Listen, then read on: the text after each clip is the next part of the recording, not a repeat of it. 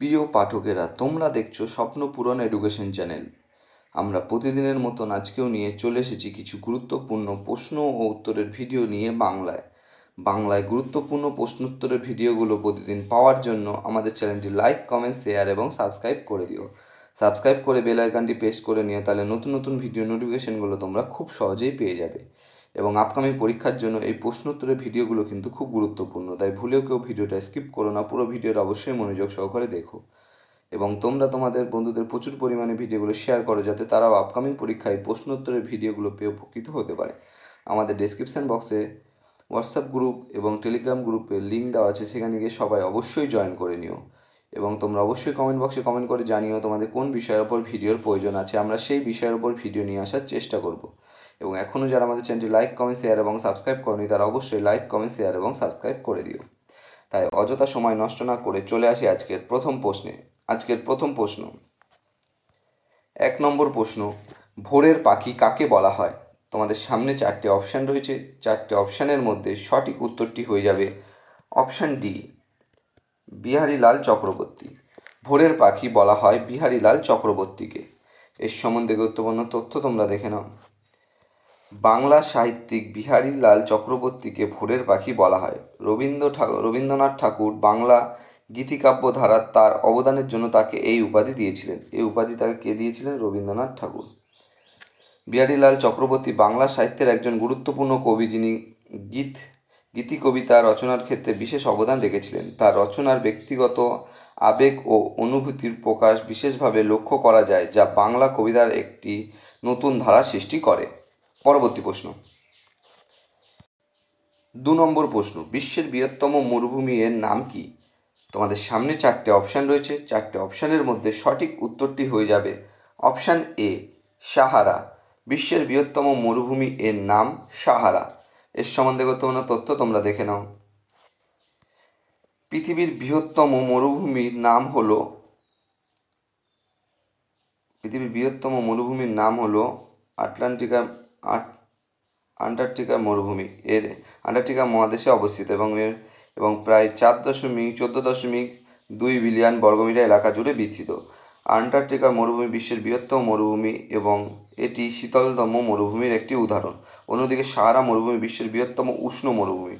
সাহারা বিশ্বের উষ্ণতম মরুভূমি, যা উত্তর আফ্রিকায় অবস্থিত। এটি আন্টার্কটিকা এবং আর্কটক মরুভূমির পরে তৃতীয় বৃহত্তম মরুভূমি। কিন্তু আন্টার্কটিকা মরুভূমিটি কিন্তু বিশ্বের শীতলতম মরুভূমি। পরবর্তী প্রশ্ন, 3 নম্বর প্রশ্ন, সুলতানি আজম কার উপাধি? তোমাদের সামনে 4টে অপশান রয়েছে। 4টে অপশানের মধ্যে সঠিক উত্তরটি হয়ে যাবে অপশান এ, ইলতুৎমিশ। সুলতানি আজম উপাধি ছিল ইলতুৎমিশের।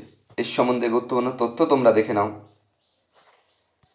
সুলতানি আজম উপাধিতে মূলত শামসুদ্দিন ইলতুৎমিশকে দেওয়া হয়েছিল। 1229 খ্রিস্টাব্দে বাগদাদের খলিফা তাকে এই উপাধি প্রদান করে। এটি দিল্লির সালতানাতের সার্বভৌমত্বকে স্বীকৃতি দেয় এবং ইলতুৎমিশকে খলিফার সেনাপতি হিসাবে পরিচিত হয়। ইলতুৎমিশ কিন্তু খলিফার সেনাপতি নাম হিসাবে পরিচিত হয়। সুলতানি আজম উপাধিটি ছিল একটি সম্মানসূচক উপাধি, যা মুসলিম বিশ্বে একটি গুরুত্বপূর্ণ স্বীকৃতি ছিল। এই উপাধিটি ইলতুৎমিশকে তৎকালীন মুসলিম বিশ্বের প্রভাবশালী শাসক হিসাবে চিহ্নিত করে। পরবর্তী প্রশ্ন, 4 নম্বর প্রশ্ন, স্বদেশ বান্ধব সমিতি কোথায় প্রতিষ্ঠিত হয়েছিল? তোমাদের সামনে 4টে অপশান রয়েছে। 4টে অপশানের মধ্যে সঠিক উত্তরটি হয়ে যাবে অপশান বি, বরিশালে। স্বদেশ বান্ধব সমিতি বরিশালে প্রতিষ্ঠিত হয়েছিল। এর সম্বন্ধে গুরুত্বপূর্ণ তথ্য তোমরা দেখে নাও। স্বদেশ বান্ধব সমিতি বরিশালে প্রতিষ্ঠিত হয়েছিল। এটি 1905 সালে প্রতিষ্ঠিত হয়েছিল এবং এর প্রতিষ্ঠাতা ছিলেন অশ্বিনী কুমার দত্ত। এর প্রতিষ্ঠাতা কে ছিলেন? অশ্বিনী কুমার দত্ত। প্রতিষ্ঠাতা অশ্বিনী কুমার দত্ত ছিল। স্বদেশী আন্দোলনের সময় এই সমিতি গুরুত্বপূর্ণ ভূমিকা পালন করে। অশ্বিনী কুমার দত্ত ছিলেন একজন স্কুল শিক্ষক। তিনি কিন্তু একজন স্কুল শিক্ষক ছিলেন এবং সমাজসেবী, যিনি বরিশালে এই সমিতি প্রতিষ্ঠা করেন। এই সমিতি মূলত স্বদেশী পণ্যের ব্যবহার, প্রচার এবং বিদেশি পণ্য বর্জনের জন্য কাজ করত। এটি বরিশালের স্বদেশী আন্দোলনের একটি শক্তিশালী কেন্দ্র হিসাবে গড়ে উঠেছিল। পরবর্তী প্রশ্ন, 5 নম্বর প্রশ্ন, ভারতের ছদ্ম বেকারত্ব প্রধানত কোন ক্ষেত্রে সর্বাধিক? তোমাদের সামনে 4টে অপশান রয়েছে, 4টে অপশানের মধ্যে সঠিক উত্তরটি হয়ে যাবে অপশান বি, কৃষিক্ষেত্রে। ভারতের ছদ্ম বেকারত্ব প্রধানত কৃষিক্ষেত্রে সর্বাধিক। এর সম্বন্ধে অন্য তথ্য তোমরা দেখে নাও। ভারতের ছদ্ম বেকারত্ব প্রধানত কৃষিক্ষেত্রে দেখা যায়। এই পরিস্থিতিতে প্রয়োজনের তুলনায় বেশি মানুষ একটি কাজে নিযুক্ত থাকে, কিন্তু তাদের শ্রমের উৎপাদনশীলতা কার্যকরত শূন্য বা খুবই কম হয়। ভারতে গ্রামীণ অর্থনীতি, বিশেষ করে কৃষিতে ছদ্ম বেকারত্ব বেশি দেখা যায়। এর কারণ হলো কৃষিকাজে অতিরিক্ত শ্রমিক থাকলেও তাদের উৎপাদনশীলতা খুব বেশি থাকে না। যখন একটি পরিবার তাদের জমিতে প্রয়োজনের চেয়ে বেশি সদস্যকে কাজে লাগায়, তখন তাদের মধ্যে কিছু সদস্যদের উৎপাদনশীলতা কার্যত শূন্য হয়। পরবর্তী প্রশ্ন, 6 নম্বর প্রশ্ন, দুটি গ্যামেটের মিলনকে কি বলে? তোমাদের সামনে 4টে অপশান রয়েছে, 4টে অপশানের মধ্যে সঠিক উত্তরটি হয়ে যাবে অপশান এ, নিষেক। দুটি গ্যামেটের মিলনকে নিষেক বলে। এর সম্বন্ধে গুরুত্বপূর্ণ তথ্য তোমরা দেখে নাও। দুটি গ্যামেটের মিলনকে নিষেক বা ফার্টিলাইজেশন বলা হয়। এই মিলন প্রক্রিয়ার মাধ্যমে পুরুষ এবং স্ত্রী গ্যামেট, যেমন শুক্রাণু ও ডিম্বাণু, একত্রিত হয়ে একটি নতুন কোষ তৈরি করে, যাকে জাইগোট বলা হয়। যে নতুন কোষ তৈরি হয় তাকে জাইগোট বলা হয়। নিষেক হলো দুটি গ্যামেটের মিলন প্রক্রিয়া যেখানে একটি পুরুষ গ্যামেট, যেমন শুক্রাণু, এবং একটি স্ত্রী গ্যামেট, যেমন ডিম্বাণু, একত্রিত হয়ে একটি নতুন কোষ, যা জাইগোট নামে পরিচিত, গঠন করে। এই জাইগোটের মধ্যে উভয় গ্যামেটের জিনগত উপাদান মিশ্রিত হয় এবং এটি নতুন জীব সৃষ্টির প্রথম ধাপ। পরবর্তী প্রশ্ন, 7 নম্বর প্রশ্ন, সবুজ আলোর মধ্যে লাল ফুল রাখলে ফুলটিকে কেমন দেখায়?